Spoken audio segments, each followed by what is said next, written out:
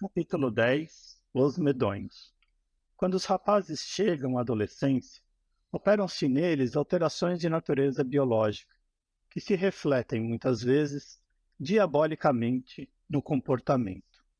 Mesmo os pais e mães corujas frequentemente passam a duvidar se o Júnior seria um bom padre, como eles sonhavam, ou se os seus talentos mostram apenas vocação para a patifaria e a malvadez. Os pais, excessivamente dedicados, chegam a convencer-se de que será melhor concordar com o comportamento dos filhos adolescentes do que impor-lhes orientações opostas às suas tendências. Jerônimo Willard, o fabricante de carroças, indubitavelmente a nossa mais credenciada autoridade em terminologia, não executando nem mesmo o senhor civilizado, Johnson, cuja conversação era mais burilada, mas menos expressiva, usava chamar a nossa turma de medonhos. E, em verdade, devemos admitir que ele tinha razão. Os medonhos têm passado por grandes transformações no correr dos tempos, mas, em princípio, são sempre os mesmos. Os palhaços no circo construíam padrões de boa vida que os medonhos, do meu tempo, adotavam como se adotam novidades, mas o circo só vinha uma vez por ano. Durante o resto do ano, os medonhos inventavam suas próprias artes. Que ficassem inativos é inconcebível. No meu tempo, tínhamos que criar as nossas próprias artes. Tínhamos que ser ao mesmo tempo autores e atores, e ainda assim assistir-nos aplaudindo. Os adultos pensam que era porque nós podíamos correr e andar, que amávamos as nossas brincadeiras. Mas aqui estou para afirmar que isso não é totalmente correto. Se ficássemos presos, sem nos locomover, ainda assim inventávamos com que traquinar. Nossos braços, mãos, dedos, olhos e ouvidos eram capazes de pôr as coisas a andar. Os meninos não são criaturas capazes só de criar atos de travessura. São como cachorrinhos que mastigam e destroem os chapéus de palha. Os meninos e os cachorrinhos se entendem. Há afinidade espiritual entre eles. Pensam as mesmas coisas ou, pelo menos, no mesmo sentido.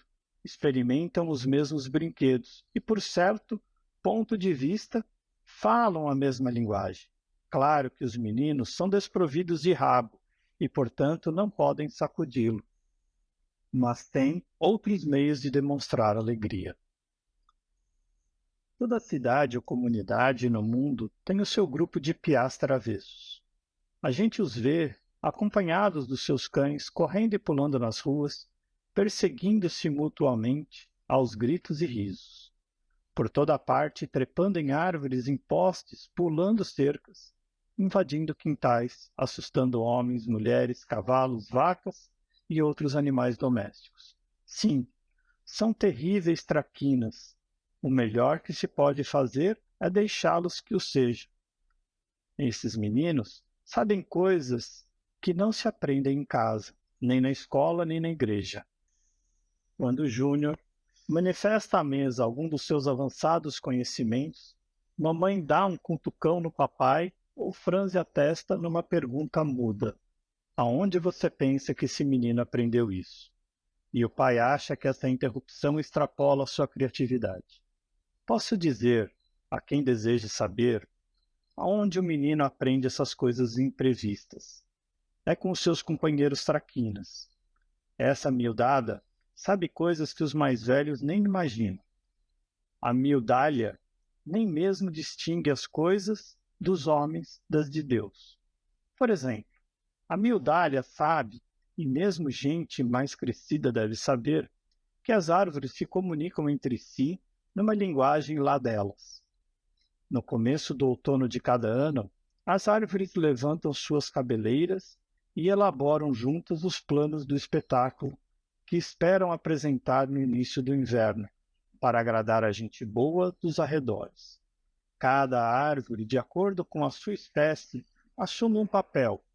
O majestoso carvalho, associado ao sumagre, vista ao longe nas baixadas, pode dar-lhes a visão de uma cor de vinho. carregada que os amantes da natureza tanto apreciam. As faias, os olmos, as pétalas dão milhares de tons amarelos e vermelhos.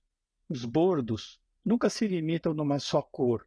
Todas, enfim, enfeitam a floresta, exuberantemente, de uma gama deslumbrante de cores, em outubro, antes que as folhas murchem e caiam.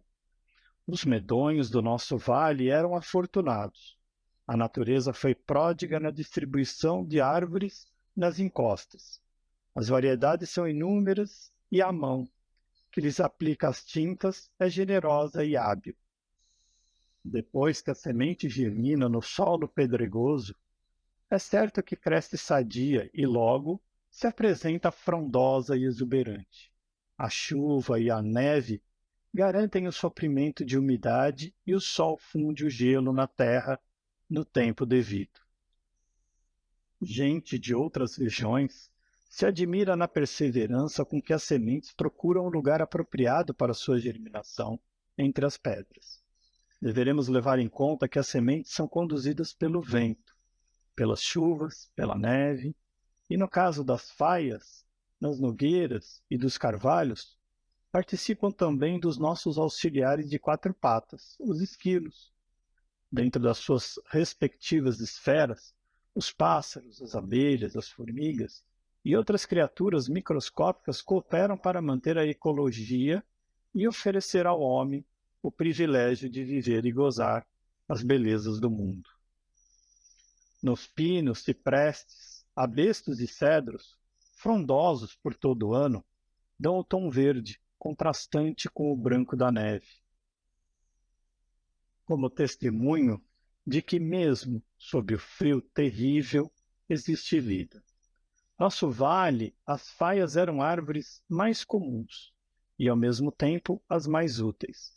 Faziam boa sombra, em cujo frescor os medonhos se deitavam e sonhavam de corações limpos e consciência tranquila.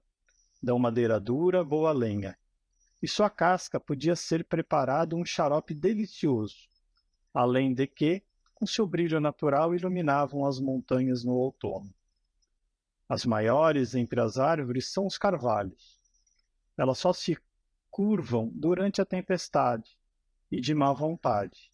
Isso porque devem firmar-se na raiz central, ou peão, que mergulha fundo na terra, pois as laterais são superficiais e algumas até aparentes sobre o solo. Os mais sobranceiros são os álamos. Nenhuma árvore lhes assemelha, ladeando as estradas ou formando alas de entrada nas mansões residenciais. Muitos acham que a faia, pela densidade de presença, é a mais pitoresca e bela de todas as árvores. Os artistas são constantemente dominados pelo fascínio das faias. Algumas espécies de salgueiros pendem graciosamente ao vento e os medonhos os procuram porque os brotos tenros, conhecidos por salgueirinhos, são arautos da primavera, e também porque eles podem, os medonhos, fazer apitos. Alguns apreciadores da natureza indagam-se que por que Deus deveste as árvores em novembro, quando as gentes se agasalham com mais roupas. Nunca admitir-se-ia tosquear ovelhas no outono. Na primavera é que é o tempo certo. É uma visão melancólica das árvores no inverno, tão literalmente nuas como os medonhos, quando mergulham no arroio Otter no verão. É uma bênção, no entanto, que as folhas mortas nas árvores não sejam enterradas como são os humanos mortos. Os medonhos as juntam e amontoam contra um embasamento de madeira nas casas, para conservar os moradores abrigados do vento frio no inverno. Criança que brinca alegre e tranquila, que dorme, que sonha, acorda e que ri, do corpo saudável que rejubila, de Deus a doação que tomou para si. Guri, nas tarefas da escola, se esquece que a natureza, a ciência se aquece, que anda às mãos dadas na vida com ela, parceiro animoso e muito tagarela, que beija e envolve em quentes abraços, Que Deus te abençoe, menino descalço. Nós, os medonhos de Wallingford, tínhamos que nos conservar informados de tudo o que se passava na cidade. A barbearia, o correio, a estação rodoviária eram excelentes centros de informação. Achávamos sempre meio de nos mantermos informados de tudo o que acontecia de importante na estrada de ferro. Sabíamos desde o nome do guarda-freios até o maquinista, que entre eles mascava fumo e a razão pela qual os demais não mascavam. Dava aos medonhos um saboroso senso de poder, ao acordar à noite ouvindo o ruído do trem das 2:30 da madrugada e saber que nele estavam seus companheiros Jim Gillespie na alavanca dos freios e Jack Maguire no depósito de carvões. Uma vez, um medonho meu amigo, que fazia aprendizado na estrada de ferro, desafiou-me a, às escondidas, viajar no limpa-trilhos do trem das 10:30 da noite até Manchester e voltar na mesma forma no trem das 2:30 da madrugada. Ele sabia quando o trem das 2:30 fazia escala em Wallingford, portanto planejou tudo previamente.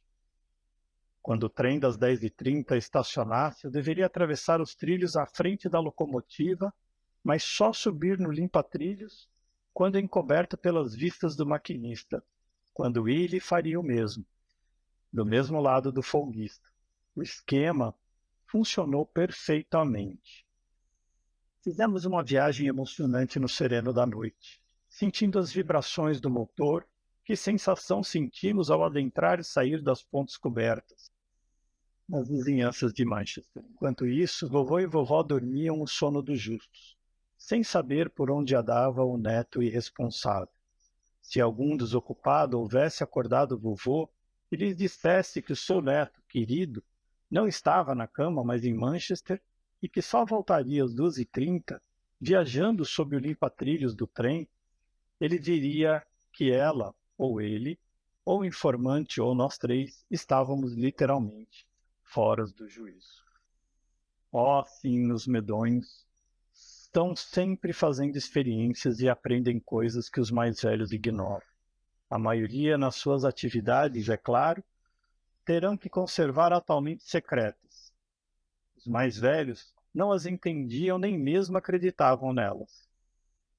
O que, por exemplo, diria a vovó se eu, ao sair, lhe dissesse que não esperasse por mim naquela noite memorável em que eu e o Willy estivemos fazendo a excursão no limpa-trilhos do trem? Ou melhor, foi agir como agi. Quando o relógio bateu 10 horas, pulei a janela, juntei-me a Willy e lá fomos para Manchester. Os limpa-trilhos das locomotivas são hoje um pouco conhecidos. Como seu nome indica, sua finalidade é empurrar para fora dos trilhos quaisquer animais ou objetos que, à passagem do trem, porventura possam estar sobre eles. Nos limpa-trilhos, na estrada de ferro de Bennington, Rutland, havia um espaço suficiente para o Wally e para mim. Podíamos ali viajar sentados com certo conforto.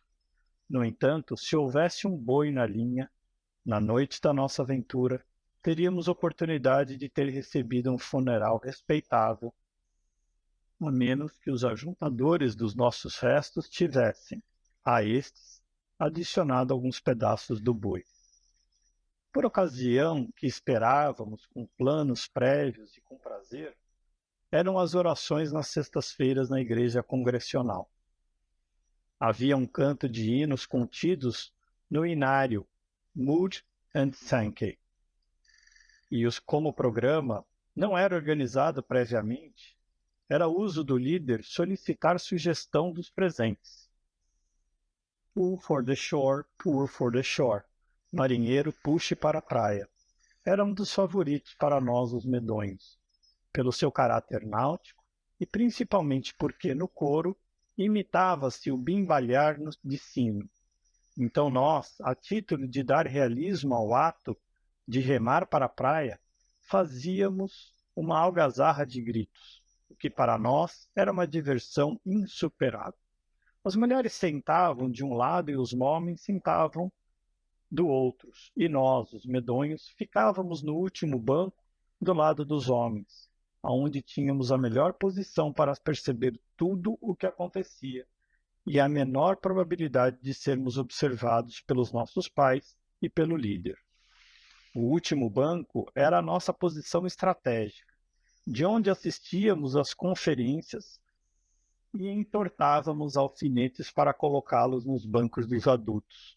Alfinetes convenientemente dobrados funcionam melhor do que taxinhas ou percevejos. Considera-se de boa prática colocar alfinetes dobrados nos bancos à frente dos ocupados por meninas inocentes, das quais seriam acusadas pelos atingidos na molecagem e muitas vezes teriam seus ouvidos zunindo por bofetadas educativas.